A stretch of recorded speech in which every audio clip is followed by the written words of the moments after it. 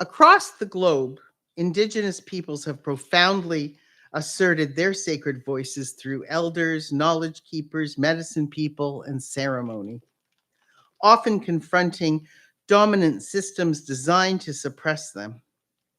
In Canada, this suppression manifested vividly through policies like the residential school system, which forcibly removed approximately 150,000 First Nations, Inuit, and Métis children from their families and communities in an effort to assimilate them. Historically, ceremonies like the potlatch on the Northwest Coast and the Sundance on the Plains were banned, sacred languages were policed, access to holy sites were criticized, and traditional medicine practices were criminalized.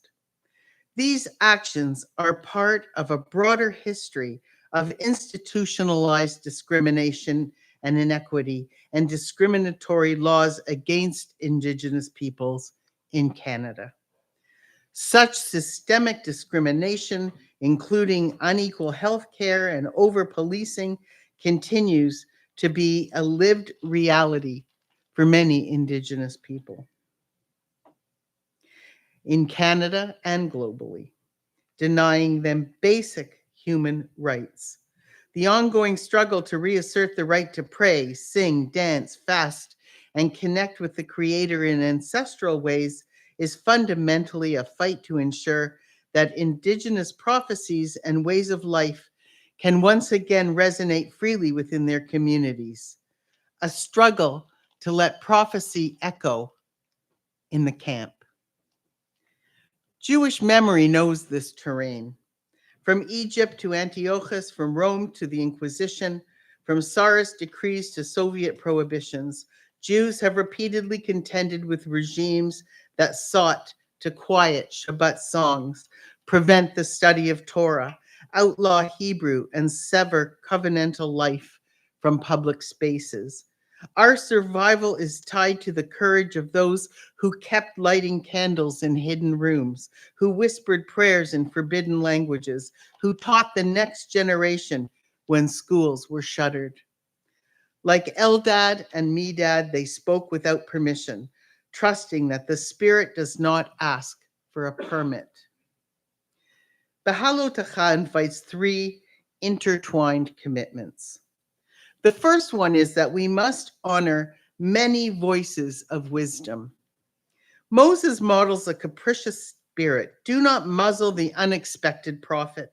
In our time, this means centering Indigenous voices about their own traditions, listening to elders and knowledge keepers, respecting protocols, and refusing to translate sacred ways into mere folklore. Jewish communities, heirs to our own contested practices, can stand in solidarity by affirming that the authority to define a people's prayer rests with that people. The second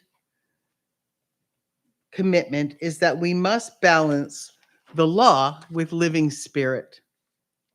Halakhic and rabbinic law and personal insight together sustain Jewish life.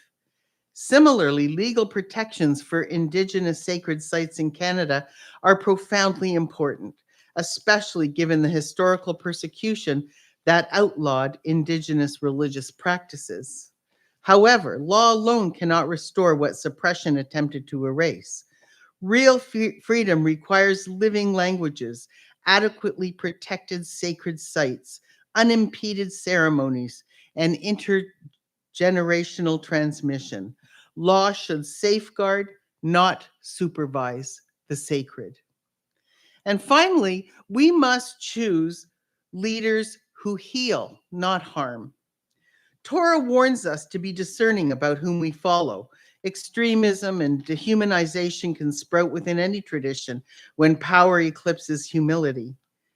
We should seek leaders, Jewish and Indigenous, who guard dignity, protect the vulnerable, resist violence done in religion's name, and cultivate reverence for the Creator and creation. We must scrutinize our leaders. Do their teachings enlarge compassion, justice, and holiness?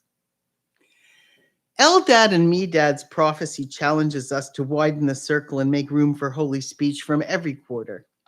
For Jews, this includes concrete acts of friendship, supporting Indigenous led efforts to protect sacred landscapes and waterways, advocating policies that respect ceremonial lifeways, partnering in language revitalization, and learning the history of the lands where we pray. Such solidarity does not collapse our identities, it deepens them. When we help another people keep faith with the holy, we are keeping faith with our own story. Would that all the Lord's peoples were prophets. Bechalot dares us to imagine a religious commons where many people sing in their own tongues, in their own ways, and the chorus is not a jarring collection of dissonant sounds, but covenant. May we have the courage to defend each community's right to its sacred song and the humility to listen when prophecy rises from outside our tent. Shabbat Shalom.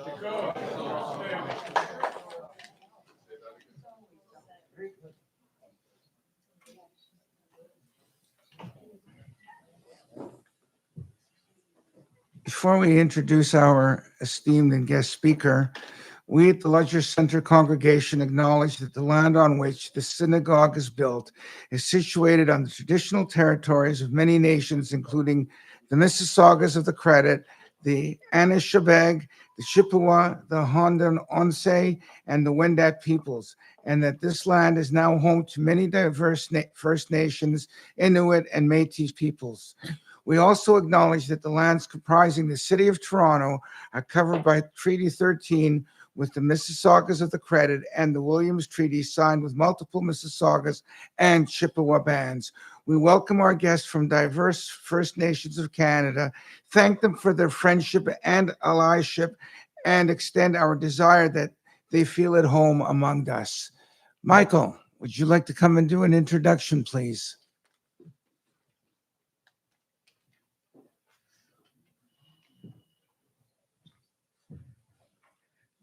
Thank you, Jeff. Shabbat Shalom. Last night, I had the high privilege and distinct honor of hosting several members of Canada's First Nations and Inuit peoples in my home for Shabbat dinner, including a former Grand Chief of one of the First Nations in Northern Ontario. And it was a tremendous honor and a privilege to be able to do so. I welcome him, not just for our congregation, but on behalf of the Canadian Anti-Semitism Education Foundation as they join us in solidarity tomorrow with the Walk with Israel. I'm a Canadian citizen. I was born in Canada. Canada is my home, yet on a deeper spiritual level, I know that I'm not from around here. I'm ultimately from another land, which is my Indigenous homeland. Canada's First Nations are from around here. This is their spiritual homeland, and it has always been. And they have been displaced and colonized with their identity compromised in their very own country. And earlier this week, our Prime Minister, Mark Carney, said at the Holy Blossom Temple that Canada's social compact with the Jewish people has been broken. Well, Canada's social compact with the Indigenous peoples of Canada has been broken for over 300 years and continues to be at least partially broken. And this is a work in progress of reconciliation and acknowledgement that they are from around here. And now I'd like to introduce Melodie Greyeyes, member of the Muskeg Cree First Nation from Northern Saskatchewan, to address our synagogue. Melodie is with the CMJ, Christians Movement Among Jews, which is a 200-year-old institution founded in the United Kingdom, whose founding member includes William Wilberforce, who was instrumental in the abolition of slavery throughout the British Empire. And this profoundly important social justice work continues. And it's a great pleasure to call up Melodie to the Bema. Thank you.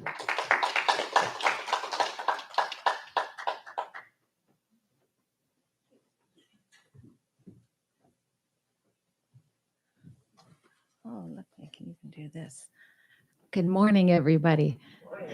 So good to be here with you all. Tansei, Melodie Greyeyes, and Sikason, Maske Go Sagaigan, Nehiawaskiochinia. Hello, my name is Melodie Greyeyes. I'm from the Muskeg Lake Cree Nation of the Treaty 6 territory in Saskatchewan.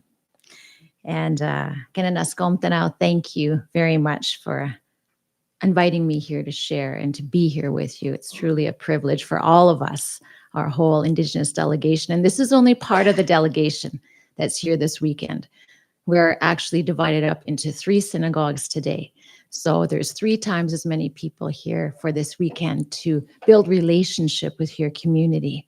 So we're very honored to be here and to be welcomed into your communities and into your homes. Like Michael said, we were in his home last night and it was a real privilege and honor. So thank you. So I just wanted to share a little bit about myself and how is it that I'm here and so many of us are here to be with you and to stand with you. So my wonder actually of the Jewish people began a long time ago when I was a young teenager. My dad was in the military, so he was actually stationed in Germany on a base there. And our school actually brought us to a concentration camp. And I didn't know anything about the Holocaust before that, but I remember just deep inside of me wondering, how could something so horrible happen? How could humanity allow something like this to happen? And furthermore, who were these people that were hated so much? The Jewish people. I had no understanding of this. And so it wasn't until many years later that I understood that the real root of this hatred is spiritual. And so, and this is why we're standing with you today, because we understand this. Because our people are a spiritual people. So I had no doubt that there was a creator God and that the spiritual realm existed. In fact, many tribes in this nation and in Turtle Island, that's what we call North America, many of us call him the Great Spirit. But I was looking for a deeper spiritual connection. But because both my mother, who is actually here with us today, Doris Greyeyes, so my mom attended residential school for 12 years, and my father did also. He's now passed on and is with Adonai. Because of that experience that my parents had, I had a great offense against Jesus, who, because it was in his name that so many of these atrocities that our sisters spoke about, that was a great introduction of our similarities and what has happened to our people over the last number of years. But because of that, I had a great offense against him. Right from the very beginning, through the hunting of the buffalo that devastated our people, to near extinction, the buffalo, the reservation system, the residential schools, the assimilation policies, all these things. But after looking everywhere else, when I was trying to find this deeper connection, including in my own culture, it wasn't until my early 30s when I actually reluctantly started to read the Bible. And I discovered that the Tanakh, your scriptures, are so similar to many of our traditional values, such as honor and love, humility, honesty, obedience, relationship, and hope.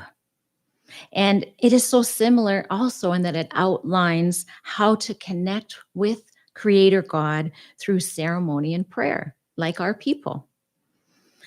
But it was when I believed the written word and received the promised Holy Spirit that I actually came into the fullness, I believe, of who I am as an Indigenous person, knowing the God of all the earth, the God of Abraham, Isaac, and Jacob, making this connection that he is the one true God. And many of us, we can worship him in our traditional ways, the way that God created us to worship him. The temple even says it is meant to be a house of prayer for all nations. And so we've gone there to Israel and we went to worship the God of all the earth with our drum, with our songs, with our dances, a whole team of us.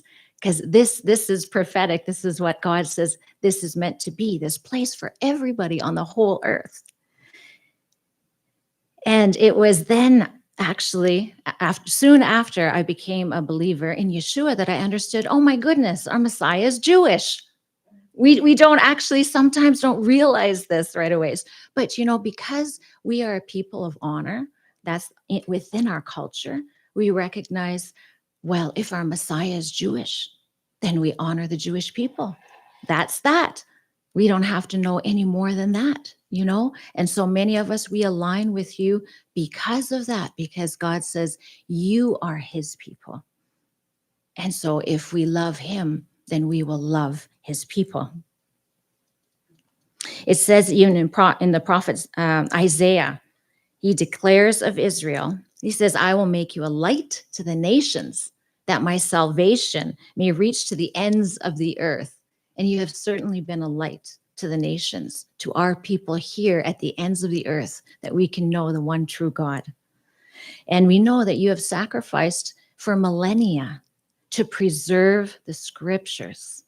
Many of your people died for these scriptures, that we can know them. And because of that, we truly honor you. We honor your fathers, your ancestors, for the sacrifices that your people have made for the whole earth. So we are indebted to you. And we honor you as his firstborn. As it says in Exodus, God calls you his firstborn. So we honor you as that. As first peoples, we say that we honor you as the first of the first peoples. And as Indigenous people, we have a deep connection to the land. We believe it was Adonai's plan that we would live here and be stewards of this land in North America, or Turtle Island. And similarly, we recognize you as the indigenous to the land of Eretz Israel. You have a deep connection to the land also in that land. We know that at least a remnant of your people have always lived in that land for almost 4,000 years, and archaeology supports that. We know that. Sometimes you don't hear that in the news, but we know that because that's the truth. And also the return of your people to that land also supports your indigeneity. When the indigenous people return and work the land responds because you are connected to it, because you are the indigenous people to that land. It was a swampland only just about 200 years ago, but when your people return to the land, what is it today? It says from your prophet Amos, it's fulfilled that the desert is blooming and the mountains are dripping with sweet wine because the indigenous people have returned. You are connected. Your life brings life back to the land. And it brings healing. You bring healing to that land and it brings forth life. This fruit of your indigeneity is ultimately the result of the covenant that Adonai made with you. We recognize Adonai made a covenant with only one nation, and it was the nation of Israel. And we understand this. Our people understand the unceasing nature of this covenant because our ancestors also believed that the spirit and intent of treaties that were made here created an everlasting covenant or commitment, as we believe that the Creator was present during the conclusion of these treaties and that he was overseeing it. And it said here, the spirit and the intent of the treaty is shown in these words that are in the treaties. It says, as long as the sun shines, the the grass grows and the river flows. That declares that unceasing part of the treaty. And these words our ancestors used are so similar to the words that your prophet Jeremiah spoke of the covenant that God made with your people. And it says, only if the natural order disintegrates before me will the people of Israel cease to be a nation in covenant with me. So we understand this very well. God will never nullify this covenant. You will always be his people, and that will always be your land because that's part of the covenant. This is spiritually, this is legally binding. You are the spiritual gatekeepers to the land of Israel. You have the spiritual authority to let in and take out whatever comes into that land. Just like in the ancient days of any walled city, you had your people at the gate saying what shall come in and what shall not come in. And similarly, we believe Creator God has given us, the indigenous people of this land, the spiritual authority to welcome people to this land and the spiritual authority to bless them.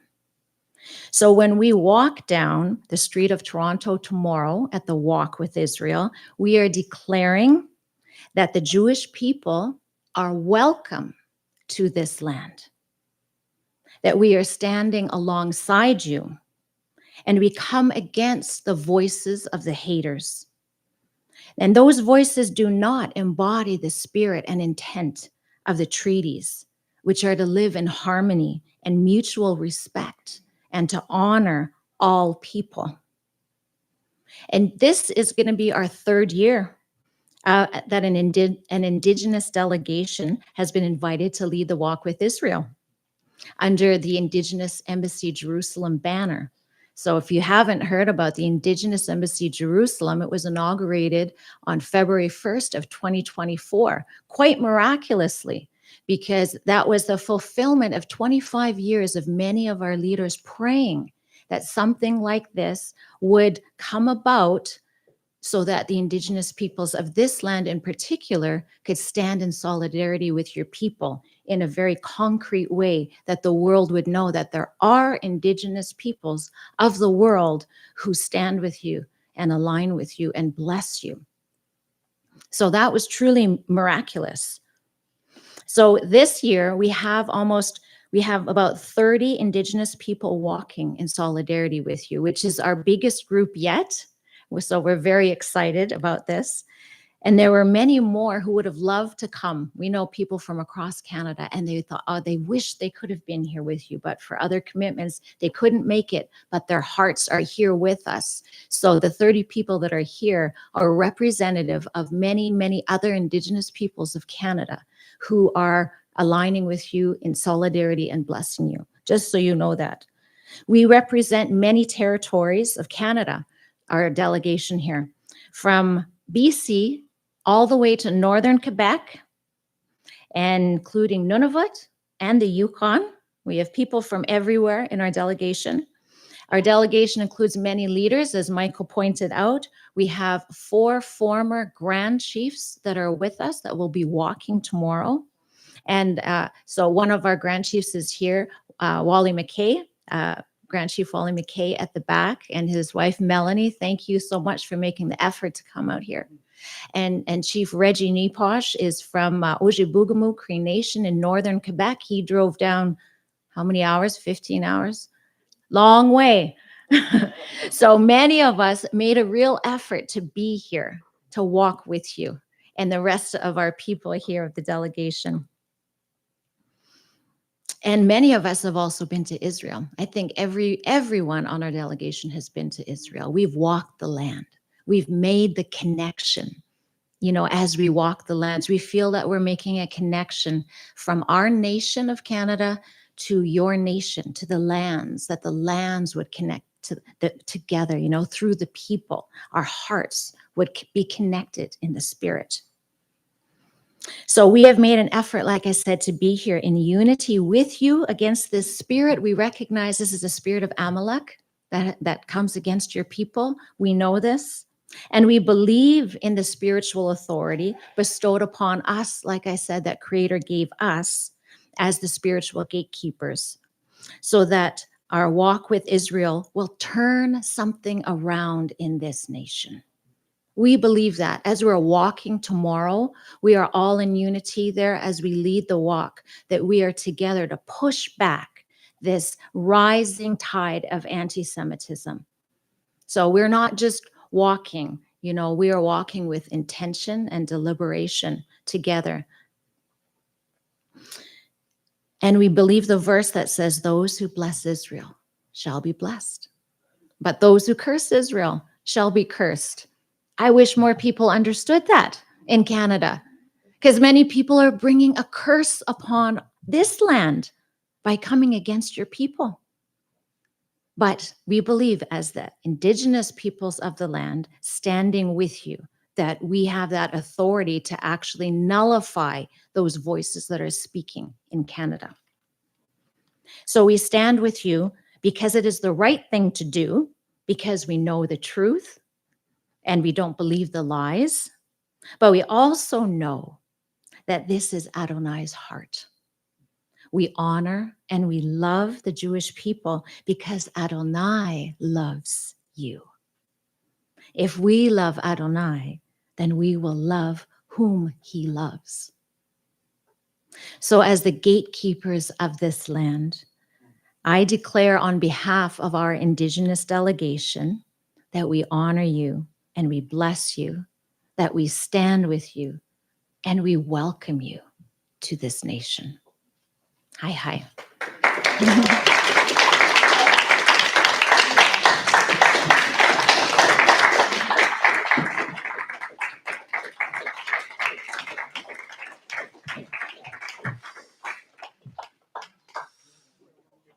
Wow, that was really something. Thank you, Reverend. Just for our guests here, you may be seated. Just for the guests here, at the Lodzer, we consider ourselves quite unique, as we were founded by Holocaust survivors, and many of us had the privilege of hearing several of their horror stories and experiences. And we have become very much a family here at the Lodzer. So our Lodzer family would like to welcome our Indigenous family as members of one large group and one large extended family, if you will. So thank you so much for coming. We look forward to seeing you all tomorrow at the walk and beyond then. And we hope to see you all next year, if not sooner. And maybe some of us at some point can come and visit some of you.